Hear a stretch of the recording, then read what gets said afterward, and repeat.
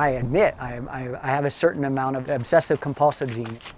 I get my head wrapped around something and I want to keep going after it and after it and after it until I get it right. Over the past 2 decades, Matt Carpenter has dominated in high-altitude marathon competition, breaking records around the world at heights of over 17,000 feet. Now, in his mid-40s, he is redefining his limits. But the question is, why?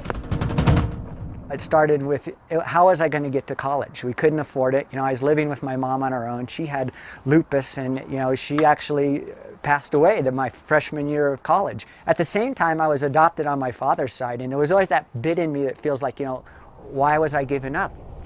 Well, I'll show them. I'll prove that I was worth it, you know. And for a long time, I ran to the top of the mountains and would look up and say, "Hi, Mom, I'm doing fine."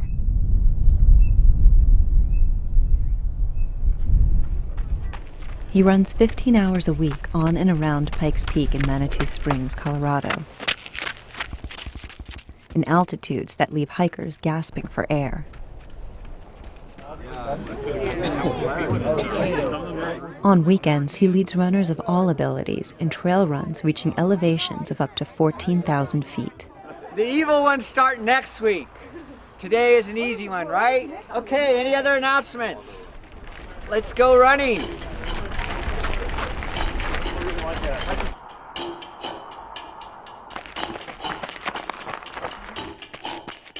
I mean, he's probably all heart and lung. He's so light on his feet. Yeah.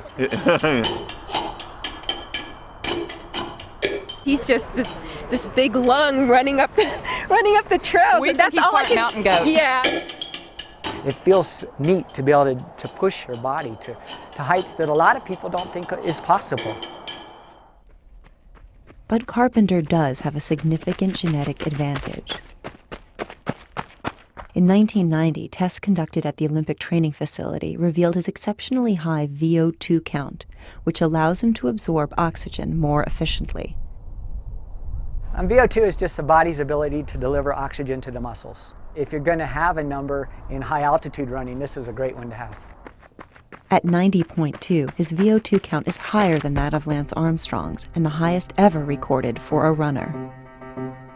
The reason why I want to run every day and push myself so hard is because, you know, we have one life to get through. And for me, it's kind of about finding what I'm capable of.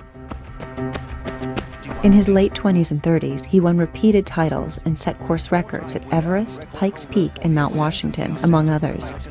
In 1997, he met his match and future wife, Ivani, when he ran past her during a grueling run. Matt had this horrible look on his face, this big drool coming down, the nose was running. Oh, it was not love at first sight, but it was like, this is the worst I'm gonna see of him, and that's not bad, so I think I'll take it. 2 years later, the bride and groom ran to their wedding in Waldo Canyon. And we had little cans tied around our waist, and people thought it was really weird, but we liked it. All right, I know what you mean. One of the things of running with a family is the competition doesn't care if you have a family, so you have to come up with ways to get around that. I think we're the only family that has a baby jogger that's been through 4 sets of tires. You cream me. Now, at the age of 44, he's found a renewed focus and energy, winning 6 titles in the past year. But how long can it last? I'm running against guys, some I could be their dad. And you know, it makes it tougher, but it also brings that spark back and that excitement, because I'm not gonna lie, it's great to beat a guy that's 20 years old.